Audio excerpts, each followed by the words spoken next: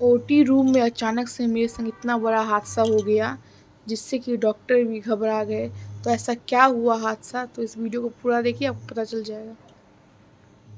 Hello friends, welcome back to my channel limitless Pooja. कैसे हो दोस्तों आप लोग? उम्मीद करती हूँ बहुत अच्छे हो। मैं भी बहुत अच्छी हूँ। Good afternoon. तो आज मैं आपसे शेयर करने वाली हूँ मेरे डिलीवरी ओटी रूम में मेरा डिलीवरी एक्सपीरियंस शुरू से लेकर एंड तक मेरे साथ क्या क्या हुआ।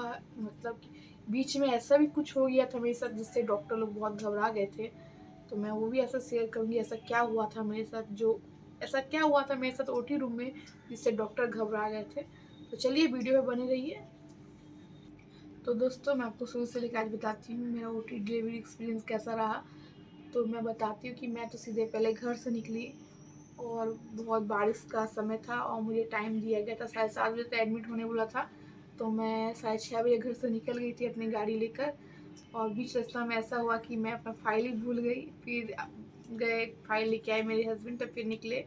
तो हॉस्पिटल में गए। हॉस्पिटल जाते ही पहले मतलब बिल फिल सब पे किया गया, पैसा पैसा जो जो होता है साइन वाइन किया गया।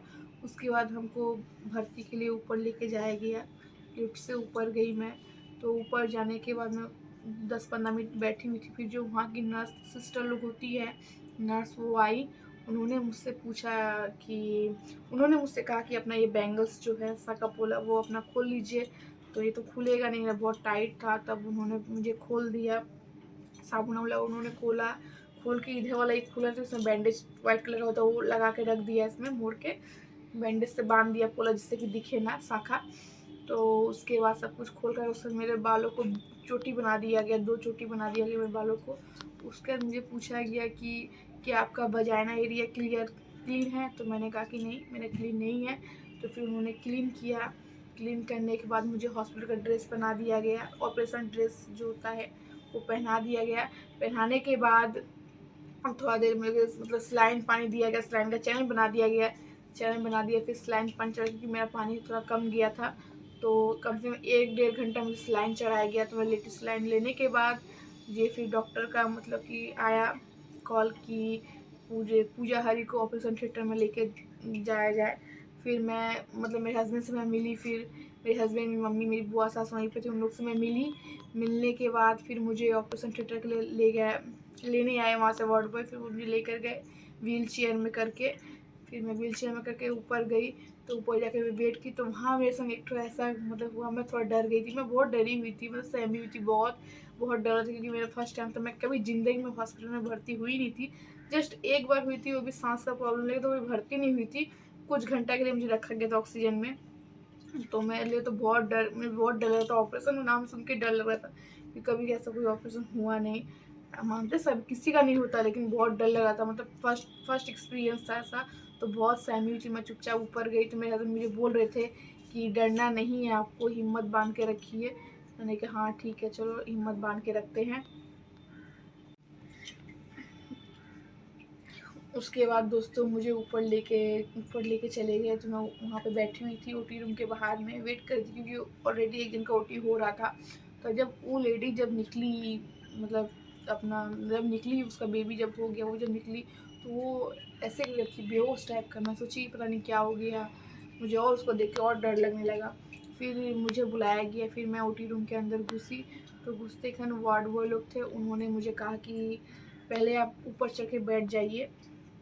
तो मैं बैठ गई, मतलब जो सीट होता है जिसमें ऑपरेशन होगा उसमें मैं बैठ गई। बैठने के मुझे बोला कि ऐसे झुक के बैठने के लिए, क्योंकि पीछे में इंजेक्शन जो पड़ता है वो इंजेक्शन दिया जाएगा जिससे सुन होता है पूरा शरीर। इंजेक्शन का नाम याद नहीं आ रहा, एनआरएस क्या इंजेक्शन का नाम था, याद नहीं आ रहा मेरे को। आप लोग कमेंट में बताइए कि इंजेक्शन क्या, उस इंजेक्शन का नाम क्या होता है, मैं भूल गई नाम। तो इंजेक्शन मुझे दिया गया। तो देने के बाद मुझे बोला कि आप चुपचाप लेट जाइए। तो मैं लेट गई और इधर सलाइन चल रहा था और इधर इंजेक्शन पड़ ही रहा था मेरा। तो मेरी डॉक्टर जो थी नीलिमा मैथी, वो मुझसे मिलने आई।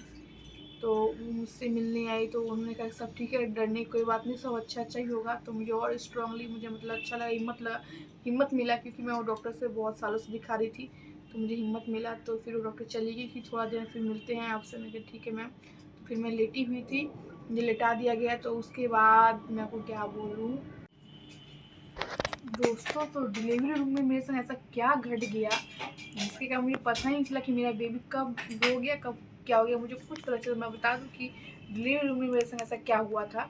तो डिलीवरी रूम में मेरे संग हुआ था ये कि जब बेबी निकल रहा था पेट से, मैं निकाला जा रहा था काट के, तो मुझे पता ही नहीं चला। पता इसलिए नहीं चला क्योंकि उस समय ना मेरा अचानक से मतलब कि बेबी होने के बाद अचानक से मतलब बेबी होने का तो तुरंत ही सिलाई कर दिया जाता है ना। तो बेबी होने के बाद तुरंत ही सिलाई कर दिया गया, तो मेरा ना अजीब सा गैस टाइप का लगने लगा अंदर में, कैसा कुछ अंदर पे चल रहा है। अचानक से इतना बोमी होने लगा मेरा कि डॉक्टर घबरा गए कि अचानक से इसका बोमी इतना क्यों है। डॉक्टर ने मुझसे कहा कि कहीं तुम रात को कुछ खाई तो नहीं थी, बोले कि नहीं कुछ नहीं खाई थी मैं। तो बहुत बोमी होने लगा अचानक से। तो बोमी होने का डॉक्टर ने कहा कि बोमी होना ठीक नहीं, सिलाई अभी भी किया है, अंदर सिलाई फट सकता है।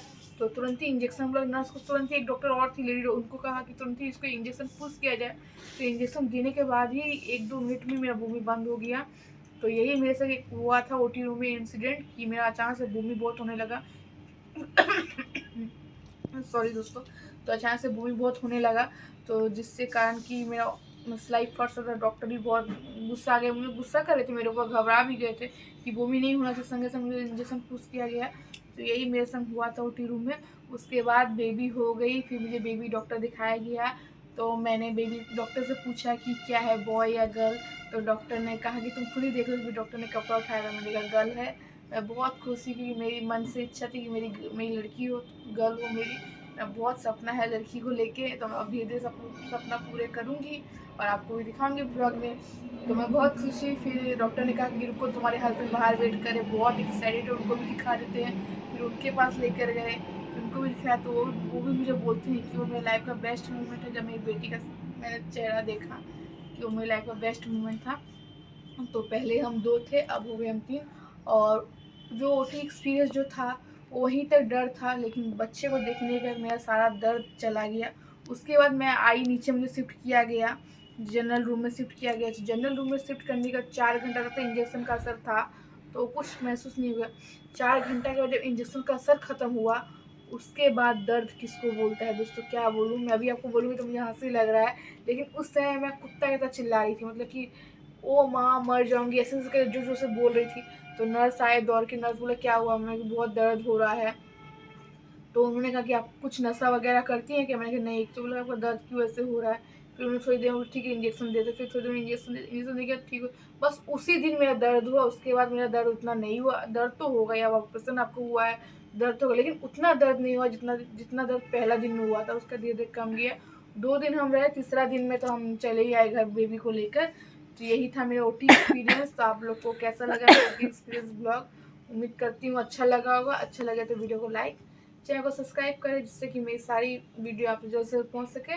फिर मिलते हैं नेक्स्ट ब्लॉग में, तब तक के लिए टेक केयर, बाय बाय।